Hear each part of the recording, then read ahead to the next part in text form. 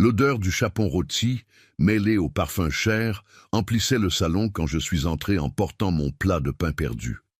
24 décembre, 19h30, la maison de mon fils Mathieu était remplie de la famille de Claire, ma belle-fille. Guirlandes lumineuses clignotant sur les murs, sapins décorés avec des boules dorées, table dressée avec une nappe rouge brodée. Tout était parfait, tout brillait. J'ai fait 3 pas vers la table quand la voix a déchiré l'air. Elle encore. Martine, la mère de Claire, était debout près de la table principale, robe rouge moulante marquant le corps, cheveux brushing tombant sur les épaules, coupe de champagne dans la main droite. Elle m'a regardé de haut en bas, avec ce visage que je connaissais déjà bien, dégoût mélangé à une méchanceté amusée. J'ai déjà dit que je ne veux pas ce vieux ici à mon réveillon. Le silence est tombé comme du plomb. 20 personnes ont arrêté de parler en même temps. Les fourchettes sont restées suspendues dans l'air. Un oncle qui riait d'une blague s'est étouffé et a commencé à tousser. La musique de Noël continuait à jouer doucement à la télévision. Des voix d'enfants chantant Douce Nuit pendant que mon monde s'effondrait.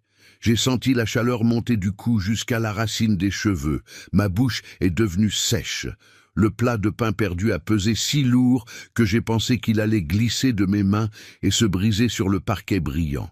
Martine a fait 2 pas dans ma direction, talons hauts claquant fort sur le sol, et a pointé vers la boîte de chocolat que j'avais laissée sur le buffet près de la porte. « Regardez ça, tout le monde ! Des chocolats de supermarché. Il ne s'est même pas donné la peine d'acheter quelque chose de décent. Certaines personnes ont détourné le regard, d'autres ont ri doucement. Ce genre de rire étouffé de ceux qui savent que c'est mal, mais ne peuvent pas se retenir. Une cousine de Claire, assise sur le canapé, filmait tout avec son portable. J'ai cherché mon fils des yeux. Mathieu était assis à table, verre de bière à la main, fixant l'assiette vide devant lui. Il n'a pas levé la tête, n'a pas dit un mot. Claire, à côté de lui, regardait son téléphone comme si rien ne se passait. J'ai respiré profondément. 63 ans de vie m'ont appris beaucoup de choses. M'ont appris à avaler l'humiliation quand nécessaire. M'ont appris à choisir mes batailles. M'ont appris que toutes les guerres ne se gagnent pas en criant. J'ai relevé le menton, redressé le dos et marché jusqu'à la table. J'ai posé le plat de pain perdu dans un coin, loin des autres plats. Martine a soufflé fort, théâtrale, et a agité la main comme quelqu'un qui chasse une mouche. « Assieds-toi là-bas dans le coin, loin de la table principale. On va bientôt commencer le réveillon. » Elle a pointé vers un tabouret de cuisine que quelqu'un avait placé près de la porte de la véranda. Un tabouret, pas une chaise, un banc en bois dur, sans dossier, du genre qu'on utilise pour atteindre une étagère haute. Je me suis assis. 20 personnes ont mangé, trinqué, ri, pris des photos pour poster sur les réseaux sociaux. Je suis resté dans mon coin, assiette sur les genoux, mâchant de la farce qui n'avait aucun goût. Personne ne m'a offert plus de nourriture. Personne ne m'a demandé si j'allais bien. Personne ne m'a inclus dans les conversations. Mais pendant que Martine commandait la fête comme une reine sur son trône, je pensais à une chose, une seule chose. Le dossier de documents qui était sur mon bureau au siège, le dossier avec des lettres noires imprimées sur la couverture. Martine Dubois, assistante administrative, service comptabilité, embauche, 18 novembre 2025. Elle ne savait pas, mais lundi 27 décembre, 9h du matin, elle allait découvrir qui était le vieux du tabouret. Vous avez déjà ressenti le goût amer d'être humilié par quelqu'un qui se croit supérieur? Avez-vous déjà avalé vos larmes et fait semblant que tout allait bien? Laissez votre like, abonnez-vous à la chaîne Les Conseils de Papy et activez la cloche parce que ce qui s'est passé après ce réveillon a tout changé. Je m'appelle Pierre Moreau, j'ai 63 ans et je n'ai jamais porté d'alliance, non pas parce que personne n'en voulait, mais parce que j'ai choisi de construire ma vie seule. À 22 ans, quand mes amis cherchaient une fiancée, j'étudiais la comptabilité le soir dans une école technique bon marché du centre-ville et travaillais le jour dans une usine textile, gagnant 2 SMIC. Mon fils Mathieu est né d'une relation sans mariage. Juin 1982.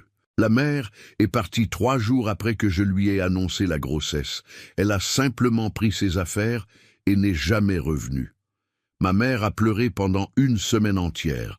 Mon père m'a expulsé de la maison un dimanche matin, a jeté ma valise sur le trottoir et a crié que j'avais déshonoré la famille. J'ai loué une chambre de bonne pour 300 € par mois, chambre minuscule, salle de bain collective dans le couloir, fenêtre donnant sur le mur du voisin. Mathieu est né en février 1983, accouchement normal à l'hôpital public. Je suis rentré à la maison en métro le lendemain avec le bébé dans les bras enveloppé dans une couverture que l'infirmière m'avait donnée en cadeau. J'ai élevé mon fils à la force du travail. Je me réveillais à 5 heures du matin, préparais le biberon, le laissais avec une voisine qui gardait des enfants pour 50 € par semaine. Prenais 2 métros bondés jusqu'à l'usine. J'ai travaillé comme aide comptable pendant 9 ans. Ensuite, je suis passé comptable junior, jusqu'à ce qu'à 31 ans, je sois promu directeur financier d'une petite confection. Le patron, M. Valois, était veuf et sans enfant, homme juste, travailleur, qui payait les salaires à temps et traitait les employés avec respect. Il est mort d'une crise cardiaque en 1998. Les associés étaient désespérés de vendre l'entreprise et de disparaître. Ils ont proposé un prix dérisoire. J'ai rassemblé chaque centime que j'avais économisé en 15 ans de travail. 43 000 € en livret A. Je suis allé à la banque, j'ai présenté mon historique professionnel, montré les bilans de l'entreprise et obtenu un prêt de 80 000 €. J'ai acheté 40% des parts. Les autres associés se sont moqués de moi. Homme seul, père célibataire, sans femme pour soutenir, pensant pouvoir gérer une entreprise de confection.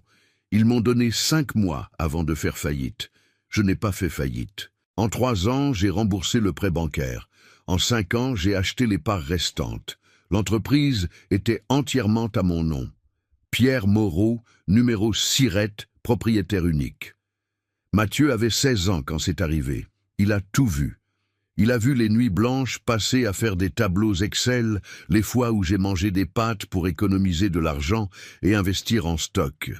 Il a vu quand la première nouvelle boutique a été inaugurée et que j'ai pleuré devant tout le monde. J'ai payé son école de commerce privée 68 000 € en 4 ans et demi. J'ai payé ses cours d'anglais 12 000 €. J'ai payé son permis de conduire 2 500 €. Quand il a obtenu son diplôme en 2012, j'ai fait un barbecue pour 50 personnes pour fêter ça. Il a rencontré Claire à son travail, jolie fille, éduquée, famille de classe moyenne. Sa mère, Martine, était divorcée et travaillait comme réceptionniste dans un cabinet dentaire. À leur mariage en 2017, Martine est arrivée avec une pièce montée factice en cadeau et a passé toute la fête à prendre des selfies. J'ai tout payé. 140 000 €, traiteur, robe importée, orchestre live, lune de miel aux Maldives.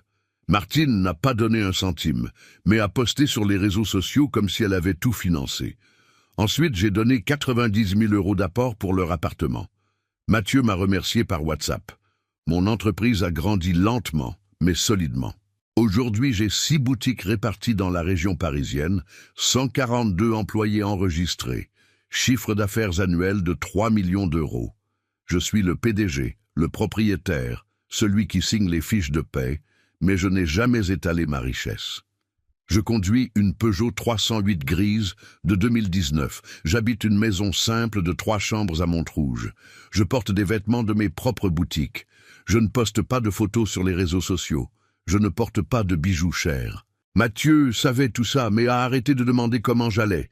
Il a arrêté de me rendre visite, ne m'appelait que pour les fêtes de famille chez elle.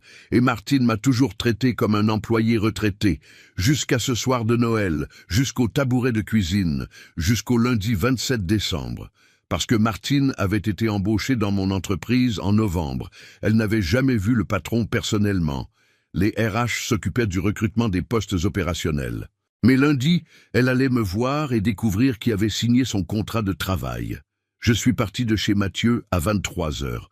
Personne ne m'a dit au revoir. Martine était sur la véranda entourée de monde, racontant une histoire avec cette voix stridente qu'elle utilisait quand elle voulait l'attention. Quand je suis passé devant la porte vitrée, elle a regardé dans ma direction et a crié assez fort pour que tout le monde entende. « Oh, le vieux est parti. Enfin, maintenant, la fête va s'améliorer. » Les rires sont venus en chœur. Rires de gens ivres, de gens qui n'avaient pas le courage d'être méchants seuls, mais adoraient faire partie de la méchanceté collective. Je suis monté dans ma voiture, j'ai fermé la porte doucement et je suis resté assis dans le noir pendant quelques minutes. Moteur éteint, silence pesant, juste le son lointain de la musique de Noël qui jouait encore là-dedans. Mes mains tremblaient, pas de colère, de déception, d'une tristesse si profonde qu'elle ressemblait à un trou sans fond au milieu de la poitrine. J'ai respiré profondément 3 fois, essuyé mes yeux avec le dos de ma main, tourné la clé dans le contact et suis parti en conduisant lentement dans les rues vides de la ville. Le trajet jusqu'à chez moi prenait 25 minutes. Je suis passé devant 3 feux, tous verts. Je suis passé devant une famille sortant de la messe de minuit. Les enfants sautant joyeusement, tenant des bougies éteintes. Je suis passé devant un sans-abri dormant, sous l'auvent d'un magasin fermé. La ville était calme de cette façon, qui n'existe que la nuit de Noël, quand tout le monde est enfermé à la maison en train de manger et de faire semblant que la vie est parfaite. Je suis arrivé chez moi vers minuit. Maison simple, 3 chambres, portail en fer peint en blanc, petit jardin que j'entretenais moi-même le week-end. Je me suis garé dans le garage, j'ai verrouillé la voiture, je suis entré par la porte de la cuisine. La maison était sombre et silencieuse. Je n'avais même pas monté de sapin de Noël cette année. Pourquoi? Pour qui? J'allais passer Noël chez mon fils, mais Noël chez mon fils avait été ça. J'ai enlevé mes chaussures, jeté mon sac sur le canapé, je suis allé directement dans la 2e chambre que j'avais transformée en bureau. J'ai allumé l'ordinateur sans allumer la lumière. L'écran bleuté a illuminé mon visage fatigué. J'ai attendu que le système se charge, tapant le mot de passe avec des doigts qui tremblaient encore un peu. J'ai accédé au système interne de l'entreprise. Paie, registre des employés, contrôle des présences, tout centralisé là. J'ai tapé lentement dans le champ de recherche. Martine Dubois, entrée. Sa fiche est apparue à l'écran, photo d'identité dans le coin supérieur gauche. Ce genre de photo qu'on prend dans un studio bon marché de centre commercial, fond bleu délavé, sourire forcé. Martine Dubois, 57 ans. Assistante administrative, service comptabilité, date d'embauche. 18 novembre 2025. Salaire, 3 200 €. Période d'essai, 90 jours. Se terminant le 17 février 2026. J'ai lu chaque ligne attentivement. Adresse résidentielle dans un quartier éloigné de la banlieue nord. État civil divorcé, scolarité baccalauréat. Expérience antérieure. 6 ans comme réceptionniste dans cabinet dentaire, licencié en septembre pour réduction des coûts, 2 mois au chômage jusqu'à obtenir le poste dans mon entreprise. Qui avait fait le recrutement? J'ai vérifié l'historique. Processus de sélection mené par Claudine, ma directrice des ressources humaines. Poste ouvert en octobre, 53 candidats. Martine avait passé le tri des CV, passé l'entretien avec les RH, passé l'entretien technique avec Renée, coordinatrice de la comptabilité. Elle avait été approuvée. Elle avait commencé à travailler le 18 novembre. Je ne savais jamais pour les postes opérationnels, assistants, auxiliaires. Je ne participais pas à la sélection. Je faisais confiance au RH, signais seulement les embauches de coordination et au-dessus. Martine était entrée, avait signé son contrat, reçu son badge, commencé à travailler sans jamais avoir vu mon visage. Pour elle, le patron était juste un nom, Pierre Moreau. Un nom sur papier à en tête, dans une communication interne, dans une signature numérique sur le bulletin de paie. Mais jamais une personne réelle, jamais le beau-père du gendre, jamais le vieux du tabouret. J'ai fermé l'ordinateur, regardé l'horloge murale. Minuit 43, jour de Noël déjà. Joyeux Noël, Pierre, seul à la maison, trahi par son fils, humilié par sa famille. Mais demain serait un autre jour, et lundi serait le jour de vérité. J'ai mal dormi cette nuit-là. Je me suis réveillé plusieurs fois, l'esprit tournant différents scénarios. Comment serait-ce? Que dirais-je? Comment réagirait-elle? Je me suis levé à 6 heures du matin avec un mal de tête et les yeux brûlants. J'ai pris une longue douche, laissant l'eau chaude tomber sur mon dos tendu. J'ai mis des vêtements confortables, pantalons de jogging vieux, t-shirt sans motif. Je n'allais pas sortir. C'était férié, c'était Noël. J'ai fait du café, des tartines au beurre. J'en ai mangé la moitié et jeté le reste. J'ai passé la journée dans le salon à regarder la télévision sans prêter attention. Films de Noël stupides qui passaient sur les chaînes publiques. Famille heureuse, cadeaux, réconciliations émouvantes. Tout mensonge, tout fantaisie. Mathieu ne m'a pas appelé, n'a pas envoyé de message, même pas joyeux Noël. Le 26, jour férié aussi, je suis allé à la boutique principale, dans le centre de Paris. Même fermée, j'avais les clés de tout. J'ai passé la matinée au bureau du 2e étage, organisant des papiers qui n'avaient pas besoin d'être organisés, révisant des rapports de vente que j'avais déjà révisés 3 fois, n'importe quoi pour occuper mon esprit. Le 27, vendredi, l'entreprise reprenait. Rythme réduit encore, beaucoup de monde en vacances, mais la comptabilité fonctionnait normalement. Clôture du mois, paiement des fournisseurs, règlement des comptes de fin d'année. Je me suis réveillé à 5h30 du matin. Café fort, pain au fromage, j'ai pris une douche, lavé mes cheveux, séché avec soin, j'ai choisi mes vêtements en pensant à chaque détail. Pantalon de costume noir bien repassé, chemise blanche sur mesure, manches longues, col haut, blazer noir, chaussures à talons moyens noirs. J'ai attaché mes cheveux en chignon bas ferme, j'ai passé du rouge à lèvres nude, du mascara léger, de la poudre compacte. Je me suis regardé dans le miroir de la chambre. L'homme qui me regardait en retour était sévère, élégant, professionnel. C'était le patron de l'entreprise, c'était le PDG, c'était Pierre Moreau, l'homme qui a construit 6 boutiques à partir de 0. Ce n'était pas le vieux du tabouret. Je suis parti de chez moi à 7h15, circulation tranquille, rue encore endormie. Je suis arrivé à l'entreprise à 7h50. J'ai salué le gardien, salué la femme de ménage qui passait la serpillière dans le hall de réception. J'ai pris l'ascenseur jusqu'au 3e étage. Mon bureau était dans le coin, grande salle avec bureau en bois sombre, étagère pleine de dossiers, grande fenêtre donnant sur l'avenue principale. J'ai allumé l'ordinateur, lu des emails, répondu à 3 messages urgents de fournisseurs. À 8h20, j'ai appelé Claudine. « Bonjour Claudine, tout va bien pour vous ?» Bonjour Pierre, tout va bien. Et vous, comment s'est passé votre Noël? C'était intéressant. Écoute, j'ai besoin d'informations sur Martine Dubois, assistante comptable. Comment se débrouille-t-elle? Silence de l'autre côté. Ce genre de silence qui dit déjà tout. Écoutez Pierre, techniquement elle est bonne, rapide, organisée, ne fait pas d'erreur dans les saisies, mais il y a un problème sérieux de comportement. Quel genre de problème? Des ragots, Pierre. Des ragots lourds. Elle fait des commentaires méchants sur les autres employés. Critique les vêtements, critique les cheveux. Fait des blagues sur le poids, sur l'âge. René est déjà venu me voir 2 fois pour se plaindre. Mon cœur s'est accéléré. Et René a déjà parlé avec elle? Oui. 2 avertissements verbaux. Martine s'excuse, promet qu'elle va changer, mais le lendemain, elle fait la même chose. La semaine dernière, elle a traité Sophie de vieille dépassée à cause de sa banane. Hier, elle a fait un commentaire sur le poids d'Audrey. Elle a dit que la fille grossissait et devait arrêter de manger du pain. Audrey est sortie en pleurant de la salle de pause. J'ai respiré profondément. Claudine, pensez-vous qu'elle a les conditions pour passer la période d'essai?